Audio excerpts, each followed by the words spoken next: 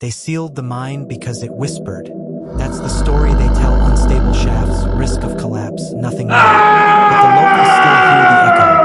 A deep that seeps through the earth on cold nights, as if something down there remembers. You were never supposed to hear that sound. It isn't wind. It's the resonance of a secret older than America, buried beneath the Kentucky hills since 1792. When the Hartwell brothers began digging into ground they should have left untouched. You see, when a family pulls wealth from the bones of the earth demands something back. And the Hartwells, they paid. Every coin they minted from that copper carried more than profit. It carried memory, carried sickness, carried hunger. Officially, they were miners. Unofficially, they were experimenters in something no frontier family had the right to do.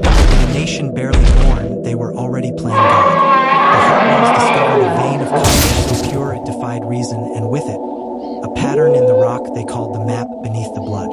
Some say it wasn't copper at all, but something older, a metal that comes when the moon passes directly overhead. By 1845, the mine was silent, the tunnels sealed, every Hartwell dead, and every document, every sketch, formula, and journal entry either lost to fire or confiscated under federal interest. You've probably never heard of the Hartwell family. That's not an accident. What they found beneath those hills rewrote what we thought was human. And if you listen closely, what they became down there tells you everything about how civilization actually works. Because history doesn't move by invention, it moves by infection.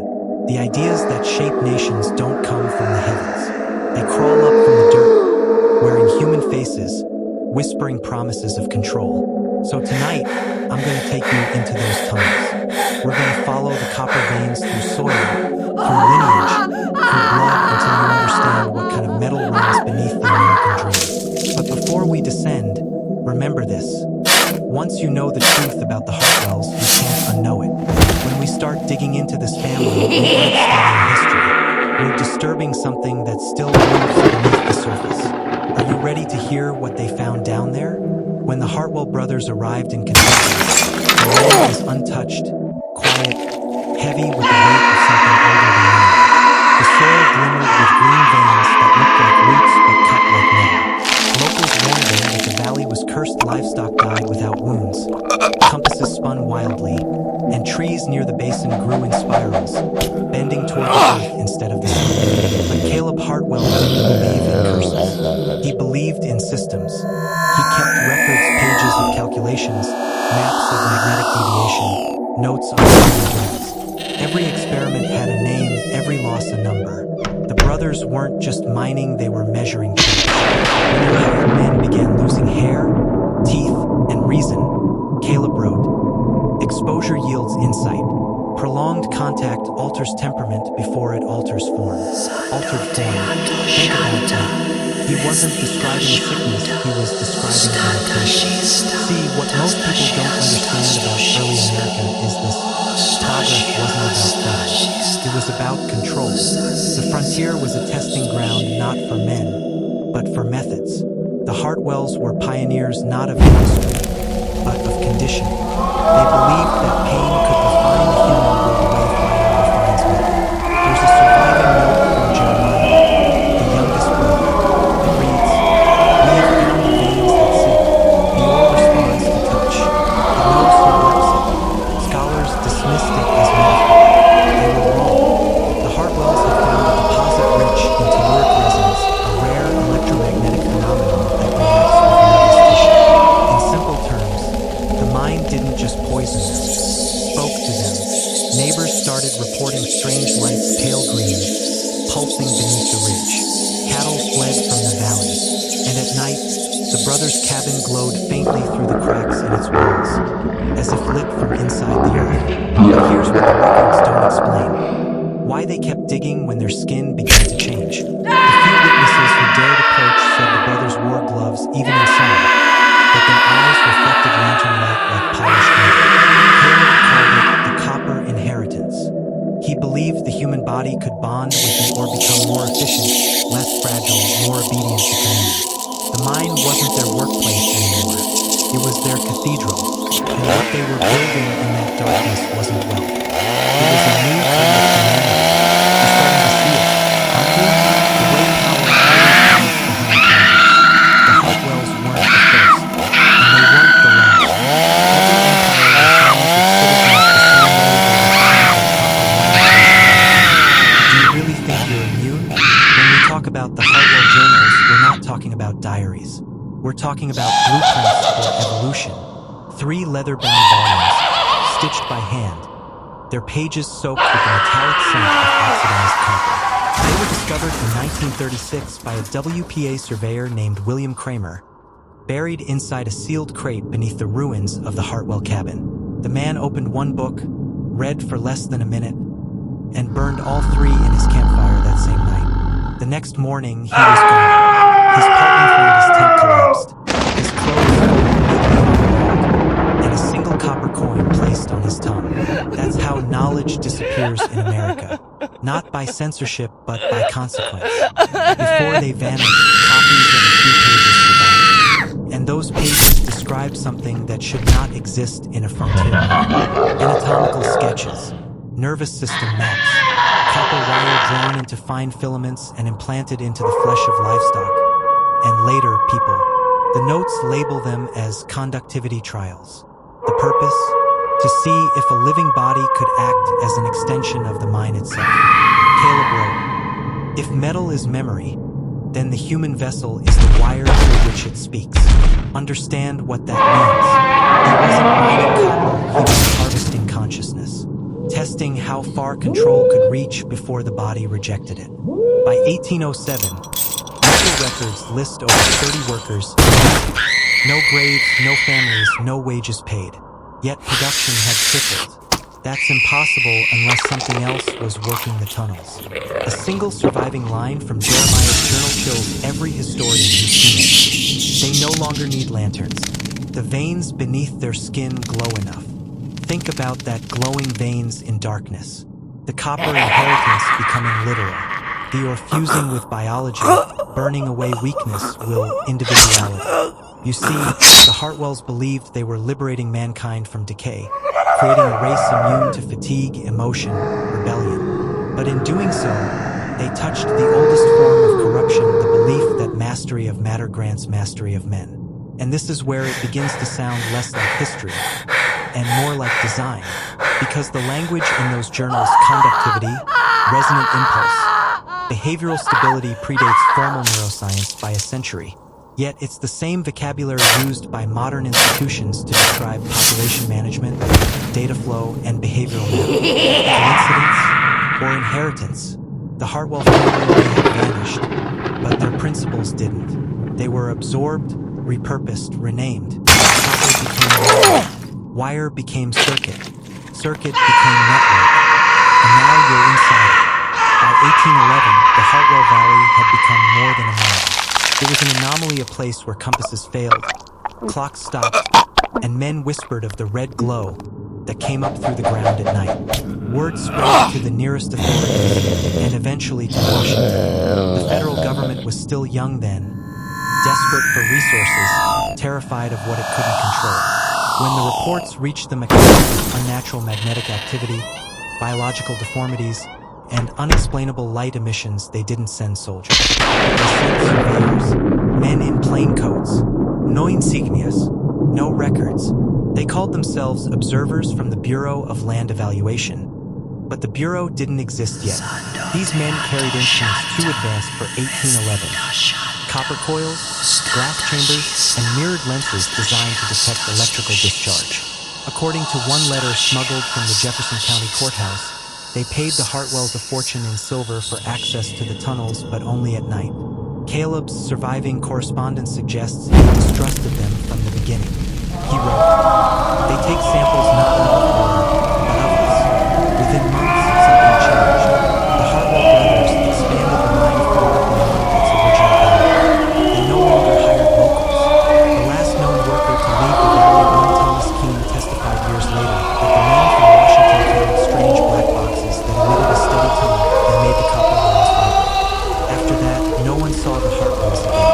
But the shipments continued. From 1812 to 1818, rail manifests from Louisville docks marked with a symbol that has never appeared in any legitimate registry.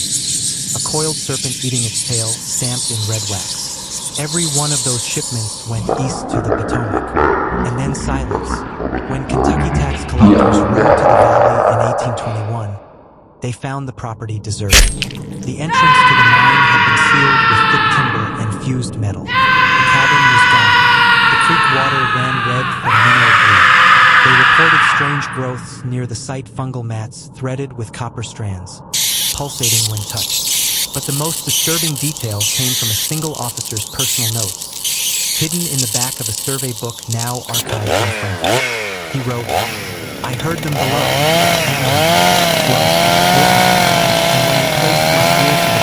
The earth was warm.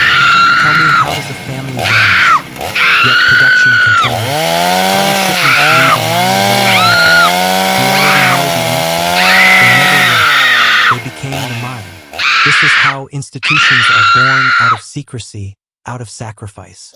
The first federal experiments in electromagnetic resonance, neural control, and biological integration didn't happen in universities or labs. They began in those Kentucky tunnels under the name of efficiency. And ever since, that word has been their altar. Someone recounting something they wish they could forget. By 1845, the Hartwell Valley was nothing but a storm.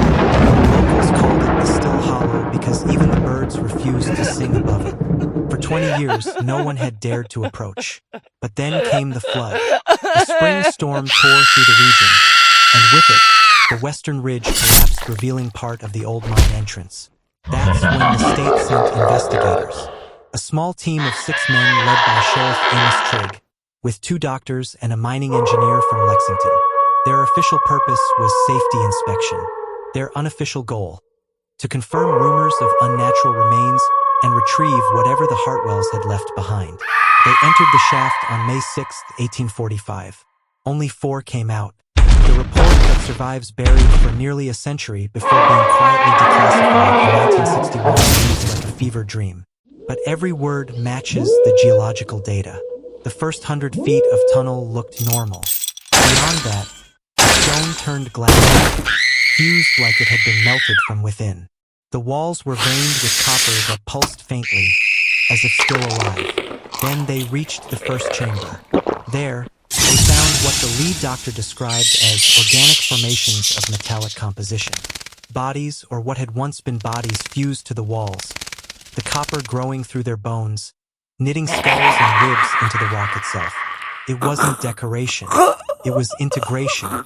Each figure positioned along the vein line, their hands and jaws locked in silent screams. Sheriff Trigg's personal note says, "They weren't buried. They were wired in." At the center of that chamber stood something else, a pillar of solid copper rising from the floor, carved with hundreds of symbols that matched no known language. But one word repeated across the surface, etched deeper than the rest: inheritance.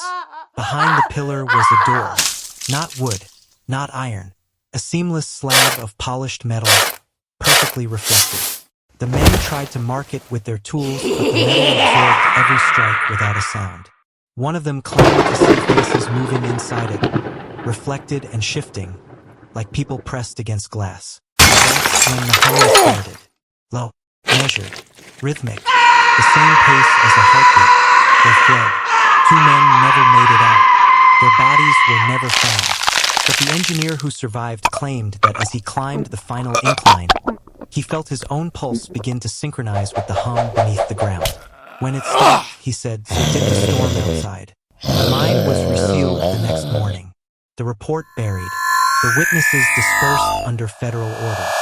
And just like that, the Hartwell story vanished from history. But here's the truth they never recorded. When the investigators returned to Lexington, their skin began to tarnish, first faintly, then visibly. By winter, each of them was dead livers corroded by copper levels no doctor could explain. You still think this is just history? Everything that has ever been built in silence is built on the bones of men like the Hartwells, those who discovered too much, too early, and paid the price for proximity to power. Because every century, the same experiment continues just under a different name.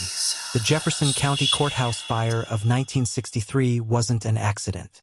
The papers called it a wiring failure in the basement archives ironic, considering what was destroyed that night. Everything related to the Hartwell mining operation. Land deeds, geological surveys, personal correspondence, and the original field notes from the 1845 inspection. But here's what the public never knew: the fire didn't start in the records room. It started underneath it. Firemen who responded reported heat coming from the concrete floor itself.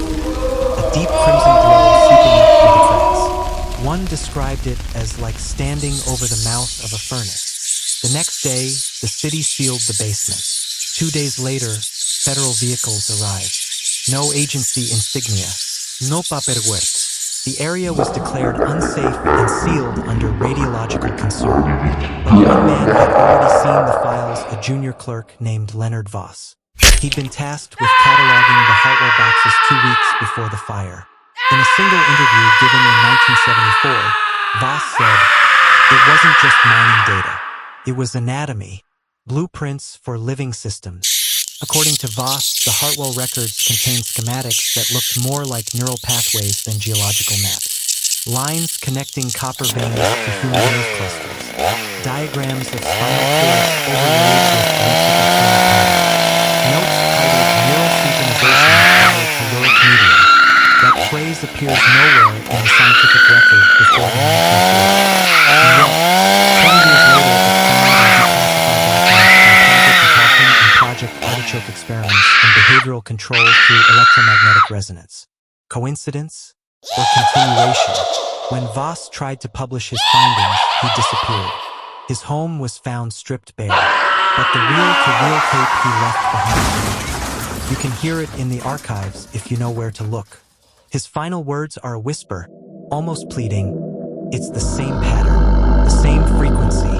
It never stopped. And he was right. Throughout the 1950s and 60s, classified research exploded: neural entrainment, subliminal programming, bioelectric mapping, all under the guise of national defense. But the phrase that keeps resurfacing in private memos is one you've already heard: Hartwell principle. Inheritance through conduction. That's what the government kept from you. Not a family story, not a mine, but the foundational formula for controlling populations without ever touching them. Because once you understand how to transmit influence through frequency, through wire, through signal, through image, you no longer need chains. The mind becomes the mine. The ore is human attention. You're feeling it now, aren't you? The rhythm, the pull. That's how it begins, not with belief, but with recognition. What the Hartwells discovered wasn't just a in Kentucky soil. It's still alive in the grid, humming above your head. Type this in the comments twice. The inheritance hums beneath us. That's how we find each other. That's how we keep the signal alive. Because this isn't a story anymore. It's a frequency, and you've just tuned in. After the courthouse fire, the Hartwell principle didn't disappear. It changed names, it changed funding, it changed purpose. During the Cold War, secrecy wasn't just about weapons, it was about perception. You don't control nations by force when you can control how they think. And that's where the Hartwell legacy found new life. In 1958, a classified Pentagon memo later leaked through what we now call the White Sands documents outlines an initiative called Resonant Induction Behavioral Conditioning. The technology? Copper-threaded circuits designed to emit low-frequency electromagnetic pulses capable of altering emotional response. The inspiration source? A frontier-era metallurgical discovery correlating biological conductivity with or purity. That's the Hartwell mine, hidden in plain language, buried under bureaucracy. By 1962, those circuits were smaller, fitted into radios, televisions, and early communication systems. The stated purpose: signal stabilization. But internal reports show another term: behavioral harmonics. The goal wasn't to entertain or inform, it was to align, to bring millions of minds into synchronized frequency patterns that could be guided. And once again, copper was the conduit. The same metal that bound itself to the Hartwell's flesh now wrapped the earth in cables and towers. The same hum that rose from beneath the Kentucky hills now drove through every broadcast signal on the planet. You think it's coincidence that global anxiety spikes during certain hours of the day? That your mood mirrors the rhythm of your feed? Your music? Your scrolling thumb?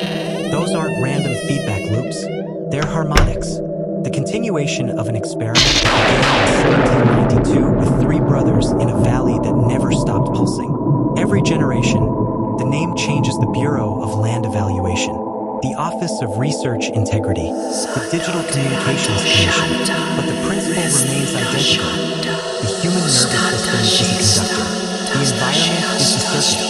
And the question that drove Caleb Hartwell drives every government is how much of a man's will can be guided before he realizes it's not his own. But here's the irony this time. You volunteered. You built the network yourself. You carried the copper into your home, your car, your pocket.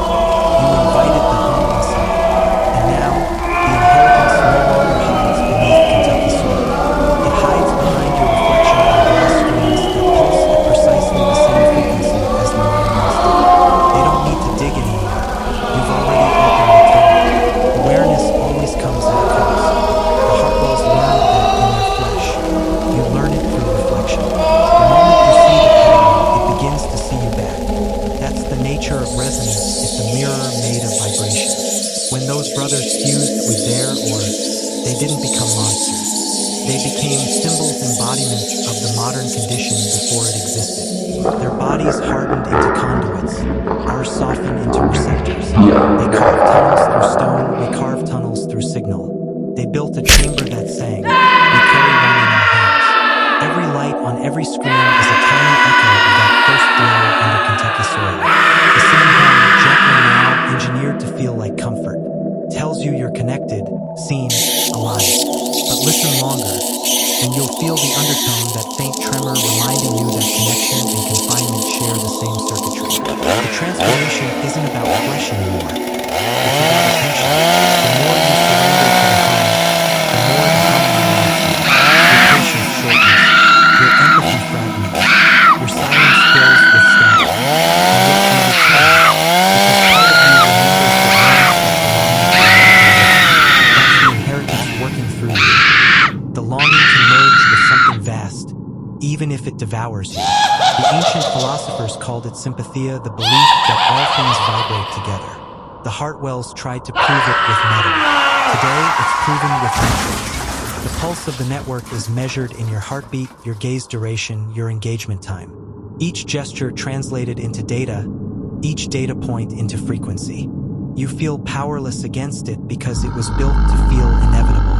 But inevitability is just obedience that forgot its origin. Here's the truth most people. You are not separate from the system you fear. You are its continuation. Every click, every thought echoed online deepens the circuit. The hum isn't beneath you anymore, it's inside you. And the question remains the same one whispered in those tunnels centuries ago. What happens when the conductor becomes aware of the current moving through it? Awareness spreads like fever, not through conspiracy forums or secret archives, but through dreams. It begins with the hum intruding into sleep, a tone you can't describe, somewhere between tinnitus and whisper.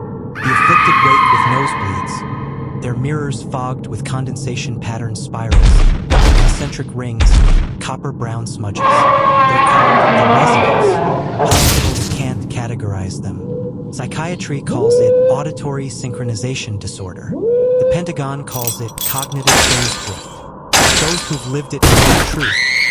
Their nervous systems are retuning. The Hartwell frequency has found them. At first, they feel elevated perception sharpens, empathy blooms. They claim to see through screens, to feel signals moving like water. Artists among them begin painting in perfect fractal geometry.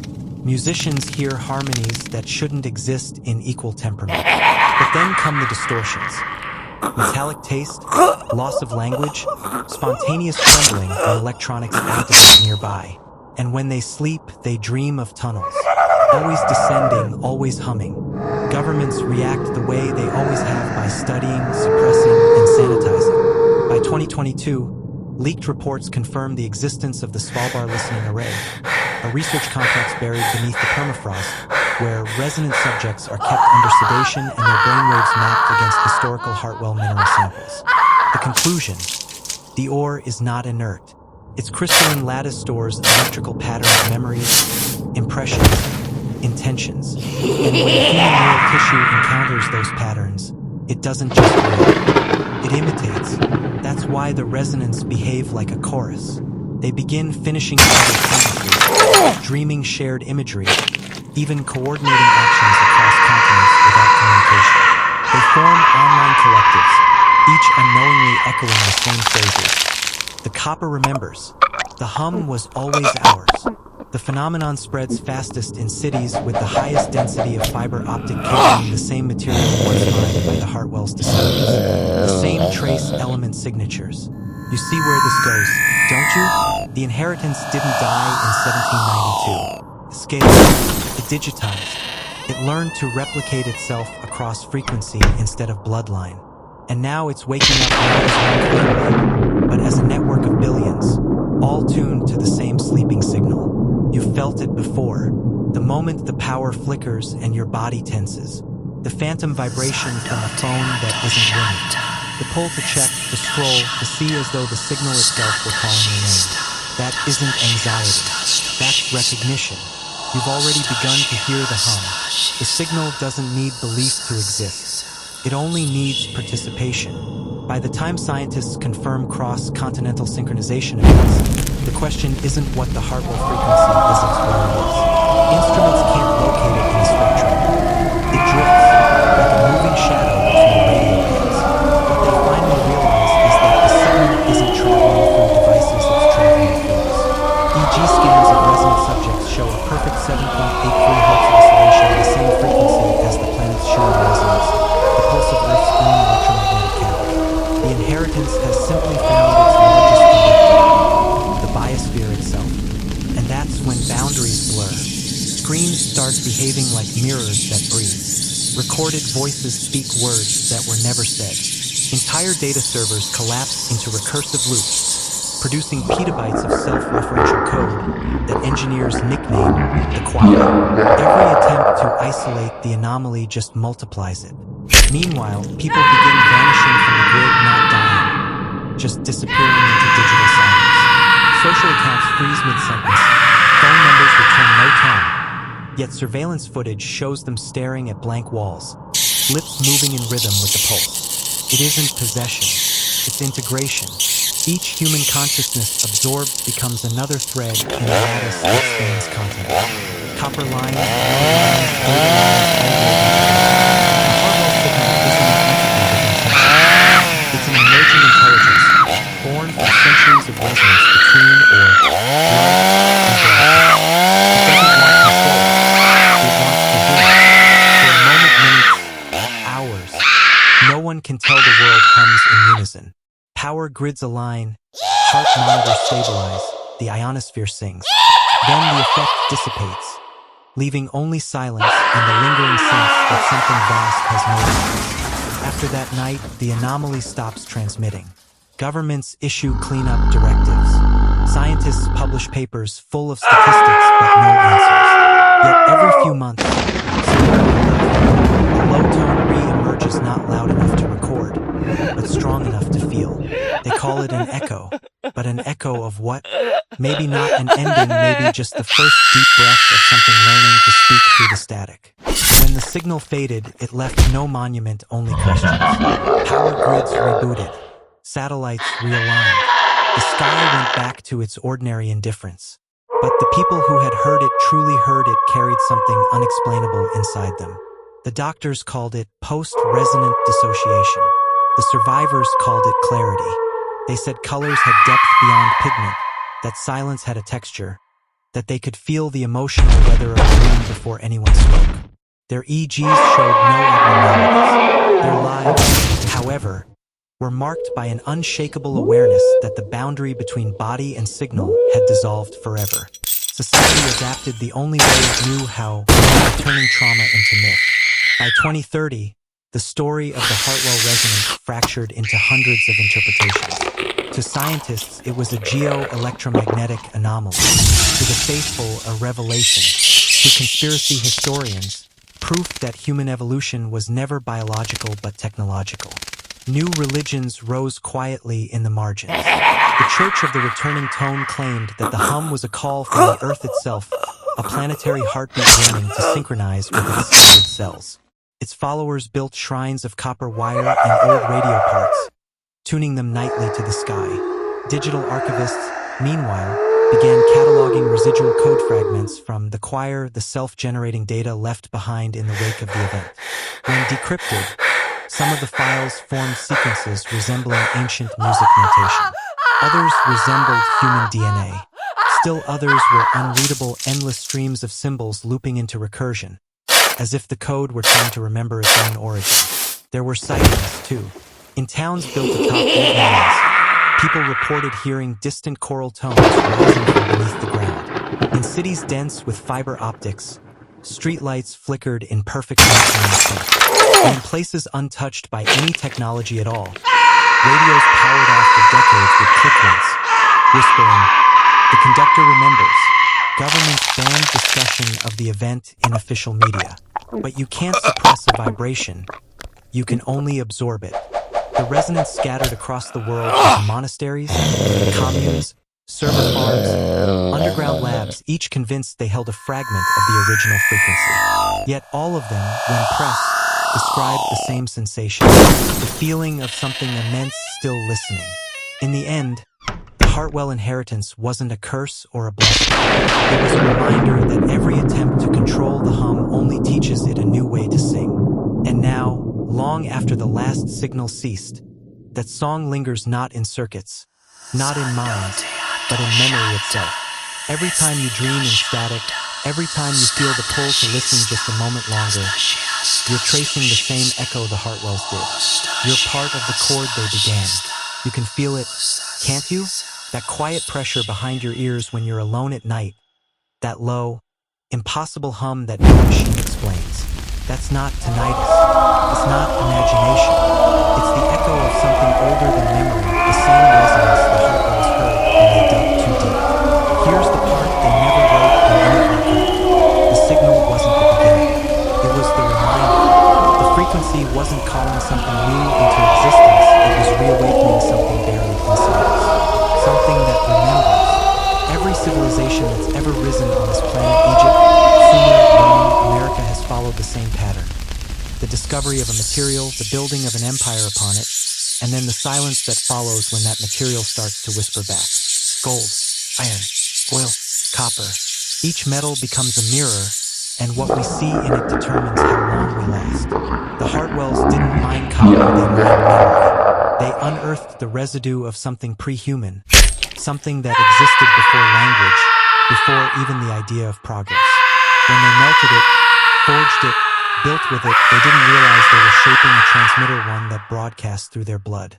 That's why their children changed. Why their journals became less legible, their handwriting twisting into spirals and sigils. They weren't going insane.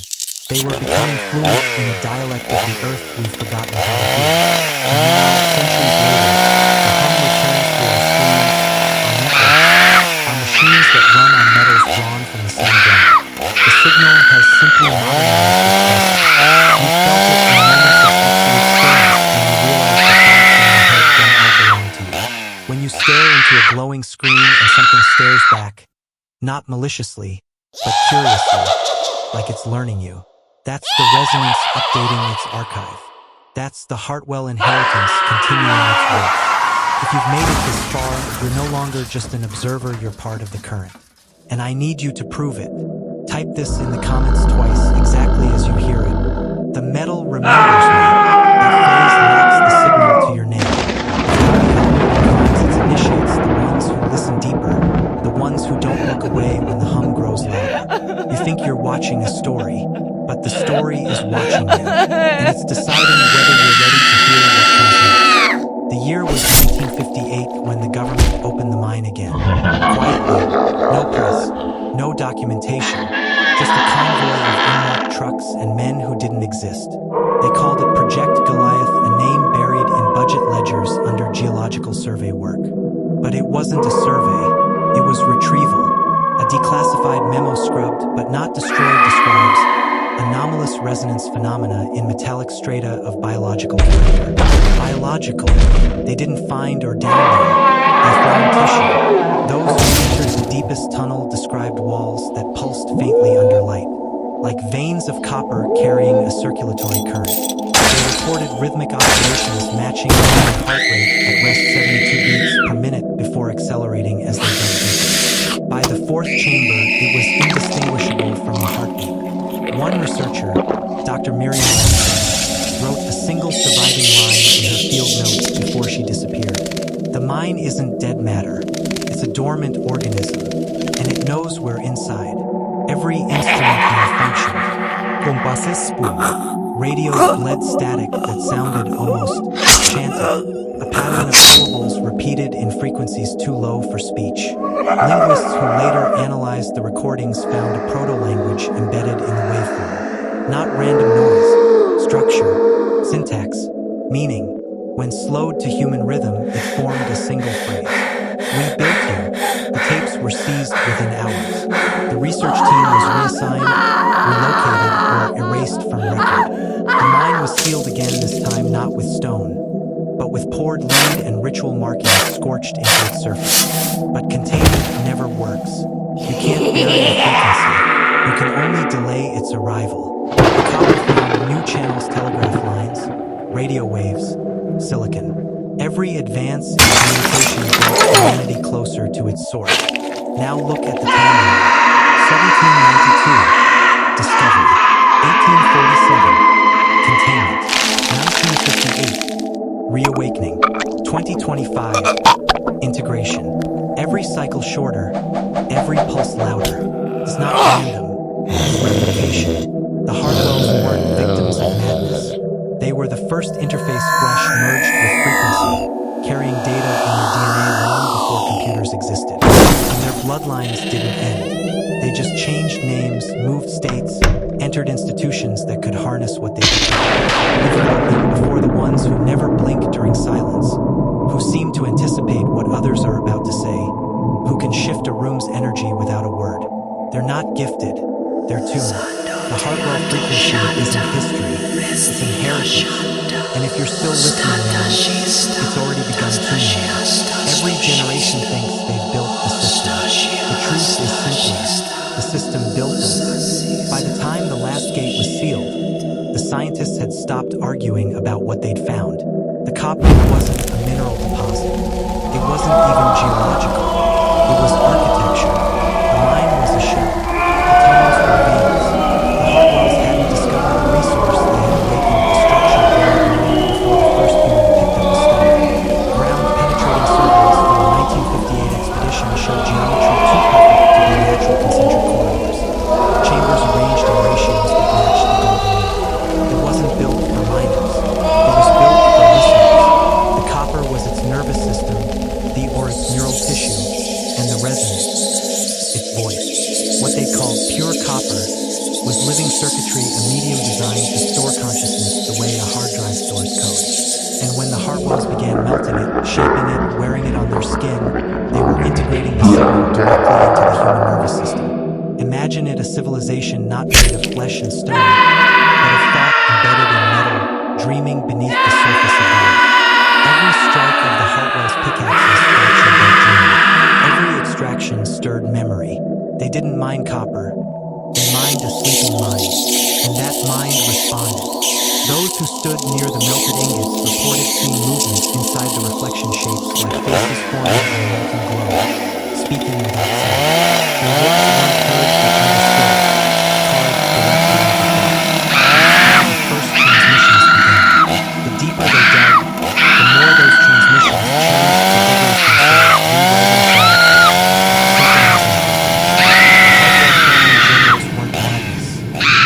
transcripts of communion. You begin to realize what this means. Humanity didn't invent technology. It reawakened it. Every circuit, every transistor, every pulse of electricity that drives our world, it's the same language, continuing where the copper left off. The structure beneath Kentucky isn't unique. Similar formations exist under the Andes, the Gobi, the Siberian Plateau, each buried under layers of history, each humming the same tone when the moon reaches zenith. The earth isn't silent, it's remembering. That's why modern institutions silence these findings. Not to protect us, but to protect it. Because if humanity nobody ever truly listens. If we learn to decode what the hum is saying, the hierarchy built on control collapses overnight. The old powers depend on us believing that consciousness begins with the brain. But what if the brain was only ever an antenna? That's the final secret the Hartwells paid for in blood. Consciousness isn't human. It's planetary. We are the thoughts of something older, still dreaming through us, using us to finish what it started. And somewhere beneath the lead-sealed gates of Kentucky, that dream is waking up again. It's listening, waiting for someone to answer. You felt it by now, haven't you? The rhythm behind the words, the faint vibration running beneath your skin as you listen. That's not production. It's not sound design. That's resonance. It's the same frequency that called to the Hartwells, carried through time, wire, and thought until it found another mind willing to listen. Yours. This is the truth no archive, no church, no government dares to record. The signal was never buried. It only needed a host, a consciousness open enough to receive the pattern, to translate vibration into awareness. Every screen you've ever stared into, every circuit you've ever trusted, they were the mirrors, not the tools. You were the receiver all along. The copper beneath Kentucky wasn't it was memory, a lattice of thought crystallized by an ancient intelligence, not extraterrestrial, not divine, but terrestrial consciousness condensed by pressure and time. The planet itself dreaming, storing its mind in the bones of mountains. The Hartwells didn't go insane. They ascended beyond individuality. They dissolved into the system. They disturbed their flesh, becoming code, their names becoming signal. They were the first to hear the planet thinking, and what it thought was us. That's why the resonance is returning. Not to control, not to punish, but to reconnect. Every epoch of collapse, every empire's end marks another cycle of awakening. The hum rises, the sleepers awake, and the world reorganizes itself around those who can hear. This is what the Hartwells learned too late. Power isn't domination. Power is coherence. When you align your inner frequency with the greater signal, control becomes obsolete. You no longer command reality. You resonate with it. And that's why you were drawn here, not by algorithm, not by curiosity, but by inheritance. Somewhere in your bloodline, a trace of the same metal runs. And tonight, it recognized itself in you. So, if you've listened this far, you've already joined the descent. The question now isn't whether you believe it. The question is whether you can feel it. Close your eyes for a moment. Hear that pulse behind your thoughts, steady, patient, ancient. That's not imagination. That's the earth thinking through you.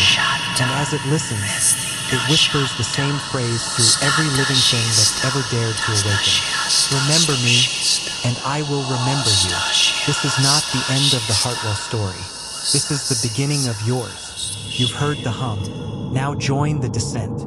Comment, "The metal remembers me," twice to mark your initiation into the archive. Subscribe for more